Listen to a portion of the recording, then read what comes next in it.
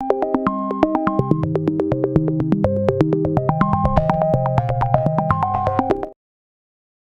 की इस वीडियो में आप लोगों को बताने वाली हूँ ई कॉमर्स क्विज 2 के आंसर्स। तो चलिए अपने क्विज को शुरू करते हैं और फिर मैं एक एक कर कर इन सब के आंसर्स आपको यहाँ पर बताती हूँ। हमारा सबसे पहला क्वेश्चन है, इन drop shipping supplier is not responsible for collecting the payment of the customer, act as intermediate between customers and supply for the product to the customer, or setting the price of the product।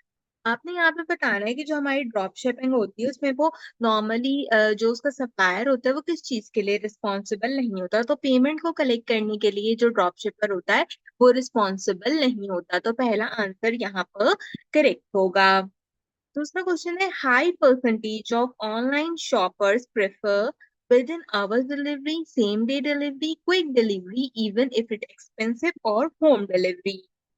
आपने बताना है कि यहाँ पर हमारे पास ज्यादा लोग जो होते हैं वो क्या करते हैं, कौन सी जो है क्या कहते हैं शॉपिंग को प्रेफर करते हैं। देखो ज्यादातर लोग जो होते हैं ना वो प्राइमरी रीजन से शॉपिंग करते हैं कि उनको सेम डे की डिलीवरी दी जाए। अब यहाँ पे दो ऑप्शन है, ज्यादातर लोग अगर देखें तो वो कहते हैं कि जी सेम डे डिलीवर कर दें, या फिर वो कहते हैं कि आप हमें होम डिलीवरी कर दें। तो अगर हम थ्योरेटिकल पर्सपेक्टिव से देखें तो सेम डे डिलीवरी इसमें करेक्ट होना चाहिए, अगर वैसे देखें तो होम डिलीवरी करेक्ट होना चाहिए। तो मैं थ्योरी के पर्सपेक्टिव से सेम डे डिलीवरी जो है वो चूज करती हूँ। अगर कोई क्वेश्चन का आंसर गलत होगा तो फिर होम डिलीवरी करेक्ट होगा।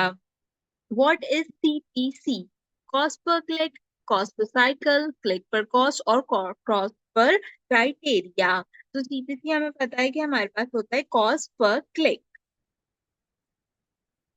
Recommendation help company to increase their sale by following client previous purchase behavior and recommendation similar product, reducing cost of the product which are not high demand, reduce supply of the product not in high demand, or increase discount।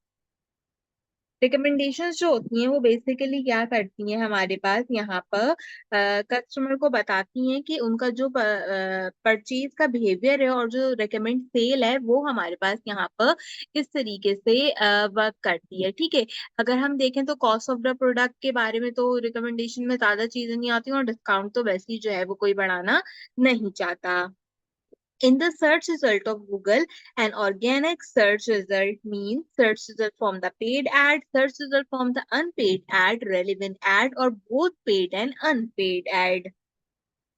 अच्छा, अगर हम जो है वो यहाँ पर देखें तो हमारे पास जो सर्च इंजन के ऑर्गेनिक रिजल्ट होते हैं वो कहाँ से आते हैं, वो अनपेड एड से जो आपके ऑर्गेनिक रिजल्ट्स आते हैं ना, वो हमारे पास ऑर्गेनिक कहलाते हैं। देखो जैसे कि एक इंसान आया, उसने आके यूट्यूब के ऊपर सर्च किया कि आप मुझे जो है वो डिजिटल डीएसटीपी 3.0 बैच 01 के ई कॉमर्स का क्विज 2 बताओ, तो उसने आपको मेरी वीडियो दिखा दी। तो ये जो पूरा प्रोसेस आपने सर्च किया ये क्या हुआ, अनपेड एड से हुआ।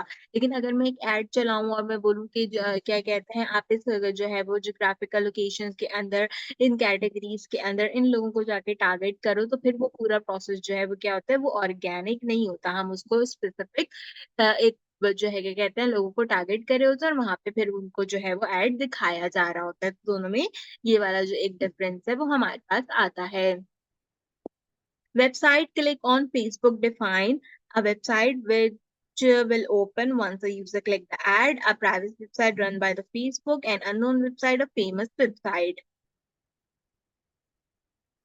Website click on Facebook define a website which will open once user click the ad, website click on Facebook, a website which will open once a user click the ad। इसका मतलब ये है कि अगर हम Facebook को add लगाते हैं और उससे हम वेबसाइट को क्लिक देते हैं तो उससे क्या होता है, वो वेबसाइट खुलती है जिसमें जो यूजर ने दी हुई होती है हमारे पास। ठीक है, प्राइवेट वेबसाइट फेसबुक कोई रन नहीं करता, अननोन वेबसाइट ओपन नहीं होती और फेमस वेबसाइट भी कोई नहीं होती। तो इसलिए ये आंसर यहाँ पे होगा, या हो सकता है इसका कोई और आंसर भी हो, पर मेरे हिसाब से मुझे जो सवाल समझ आया वो यही था। The number of impressions which are actually clicked is called CTR, CPC, CPM और PPC। एक्चुअली ये हमारे पास बेसिकली क्या कहलाते हैं, क्लिक थ्रू रेट कहलाते हैं। तो हम CTR के ऑप्शन को यहाँ पे चूज करेंगे। Through Facebook we can reach the member of Twitter, Instagram, Snapchat और टिकटॉक। तो ये इंस्टाग्राम के साथ लिंक करती है I guess,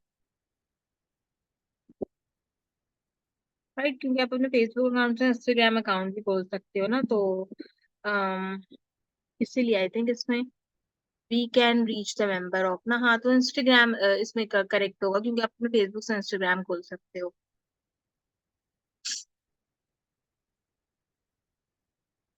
Customer activity is very crucial for customer retention and to predict their purchase, expanding, tracking, linking और boosting।